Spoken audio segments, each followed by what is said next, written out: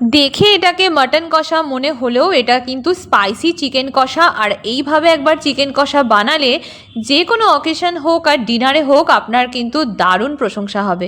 এখানে পেঁয়াজ কুচি নিয়েছি একটা বড় সাইজের, আদা 1 ইঞ্চি টুকরো নিয়েছি 5 থেকে 6টা, আর রসুন নিতে হবে একটু বেশি, মানে একটা গোটা রসুন, বড় রসুনই নিয়েছি। আর তারপরে কাঁচা লঙ্কা নিয়েছি 4 থেকে 5টা, আর আলু নিয়েছি মিডিয়াম সাইজের, একটু বড় সাইজ করে কেটে নিয়েছি।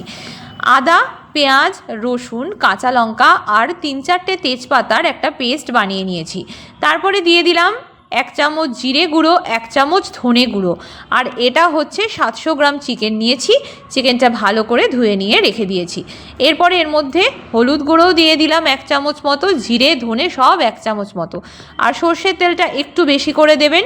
আর এটা হচ্ছে বাড়িতে পাতা একদম জল ঝরানো টক দই, আর এটা 2 বড় চামচ নিয়েছি।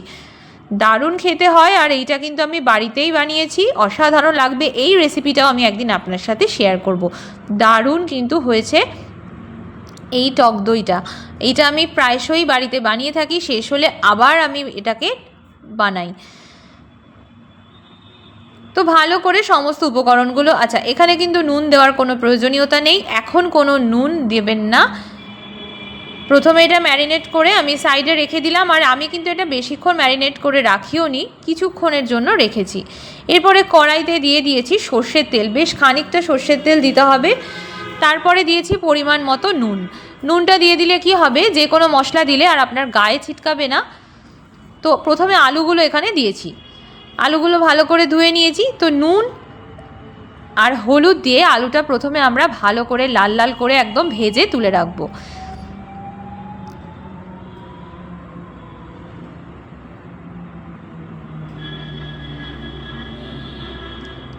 আলু কিন্তু যত সুন্দরভাবে ভাজবেন তত কিন্তু জুসি হবে।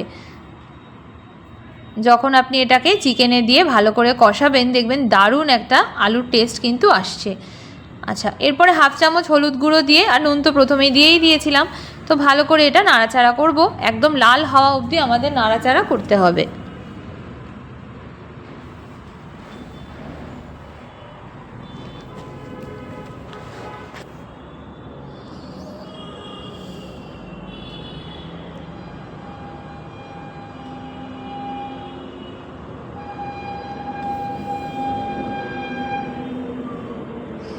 দেখুন আলুগুলো একদম লাল লাল হয়ে গেছে।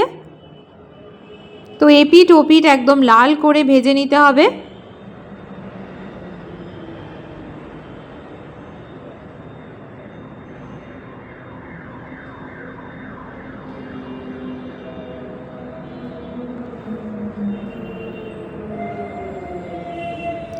তো আলুটা আমার একদম ভাজা কমপ্লিট। এবার আমি এটাকে কিন্তু তুলে রাখবো। এই আলু ভাজতে ভাজতেই কিন্তু আমাদের 70% অলরেডি রান্না কিন্তু কমপ্লিট হয়েই যায়, আর যতক্ষণ কষাবো সেখানে 90% হয়েই যাবে। আর আলু কিন্তু বেশি যদি গলে তাহলে কিন্তু খেতে ভালো লাগবে না, তাই সাবধানে বুঝে শুনে আলুটা জল দিয়ে সিদ্ধ করবেন যখন কষাবেন তখন।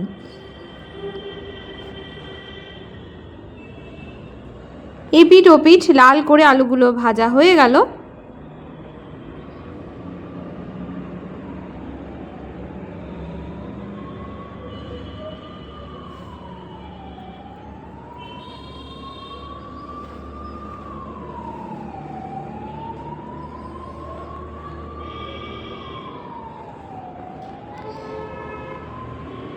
ব্যাস, আলুগুলোকে এবার তুলে রাখবো। আচ্ছা, এবার পরবর্তী স্টেপ হলো অবশিষ্ট তেলের মধ্যে আমি আরেকটু সর্ষের তেল অ্যাড করে দিয়েছি। তারপরে 1 চামচ মতো চিনি এখানে দিয়ে দিয়েছি সুন্দর একটা রং আসার জন্য। আর অবশ্যই দিয়েছি, এটা কিন্তু নর্মাল যে লাল লঙ্কার গুঁড়ো হয় বা রেড চিলি পাউডার, সেটা 1/2 চামচ দিয়ে দিয়েছি, সুন্দর একটা রং আসবে। তারপরে পেঁয়াজ যেটা আমি নিয়েছিলাম সেটা দিয়ে দিলাম, কুচনো পেঁয়াজ। এটাকেও আমাদের একদম লাল করে ভেজে নিতে হবে।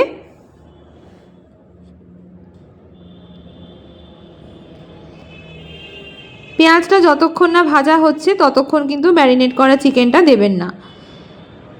পেঁয়াজটা ভালো করে ভাজা হয়ে গেছে, তো এবার আমি ম্যারিনেট করা চিকেনটা দিয়ে দিচ্ছি।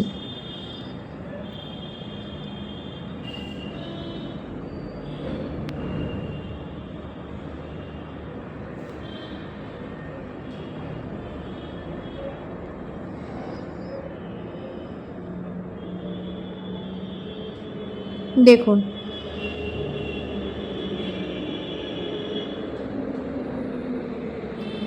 কষাতে কষাতে কিন্তু সুন্দর করে কষাতে হবে, যতক্ষণ না কষাবেন ততক্ষণ কিন্তু চিকেনটা জুসি হবে না।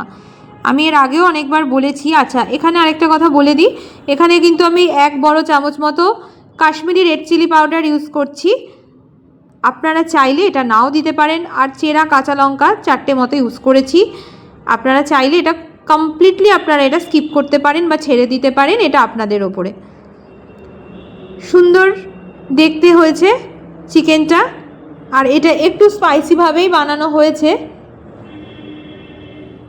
নর্মাল ডেজে আমরা সাধারণত স্পাইসি চিকেন খাই না, খুবই কম খাই।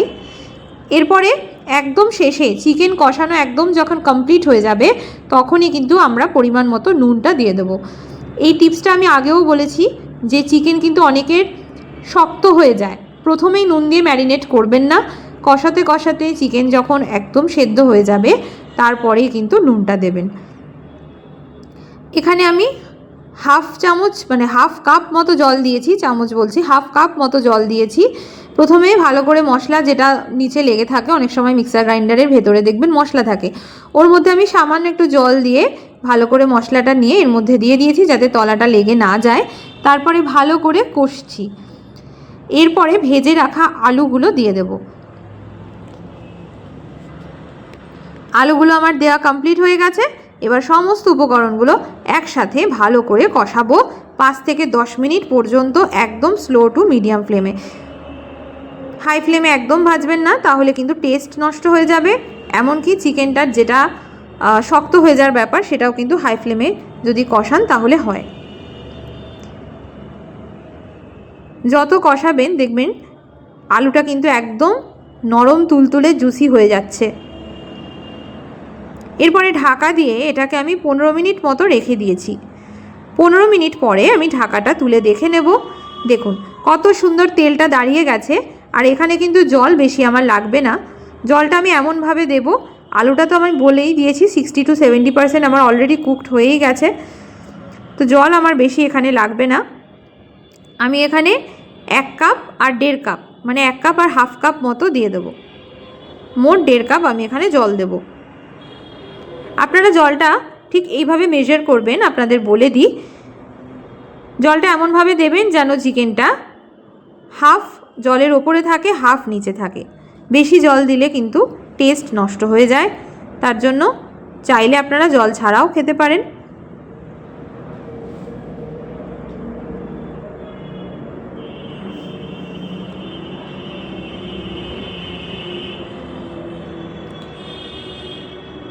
প্রথমে অল্প অল্প করে জল দিয়ে আমি আগে এটাকে ভালো করে কষিয়ে নিচ্ছি। আপনারা কিন্তু বাটা মশলা যেটা আমি বলেছি তেজপাতাটা দিতে যেন ভুলবেন না, বারবার এই কথাটাই বললাম। তেজপাতাটা যদি বেটে দেন অসাধারণ স্বাদ আসবে। তারপরে দেখুন আমি এটা জল দিয়ে দিয়েছিলাম বললাম 1.5 কাপ মতো, তারপরে ঢাকা দিয়ে 15 মিনিট রেখেছিলাম। ঢাকাটা যখন খুললাম অসাধারণ সমস্ত কিছু আমার একদম রেডি, সেদ্ধ হয়ে গেছে। গরম মশলা ছড়িয়ে এবার পরিবেশন করার পালা। গরম গরম রুটি দিয়ে চিকেন কষা আমি ডিনারে বানিয়েছিলাম, দারুণ খেতে হয়েছিল। আপনারাও কিন্তু ট্রাই করে আমাকে জানাতে ভুলবেন না।